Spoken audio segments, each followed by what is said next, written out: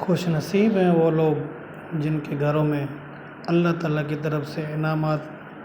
بیٹی کے روپ میں ملتے ہیں۔ بیٹیاں اللہ تعالیٰ کی طرف سے رحمت ہیں اور ہر خوش نصیب کو اللہ تعالیٰ بیٹیاں عطا فرماتا ہے۔ ہمارے پیارے نبی صلی اللہ علیہ وسلم نے ارشاد فرمایا کہ جو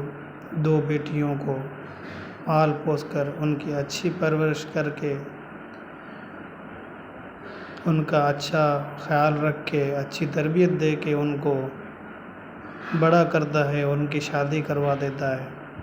تو ان کی جنت کا ضامن میں ہوں۔ پاک حضور صلی اللہ علیہ وسلم نے اس کی جنت کی ضمانت لے لی، اور آپ صلی اللہ علیہ وسلم کی زبان جو الفاظ نکلا ہوا سمجھو کہ پتھر کے لکیر کے برابر ہے۔ پتھر کی لکیر نہیں مٹ سکتی، حضور صلی اللہ علیہ وسلم کا کلام کبھی جھوٹا نہیں ہو سکتا۔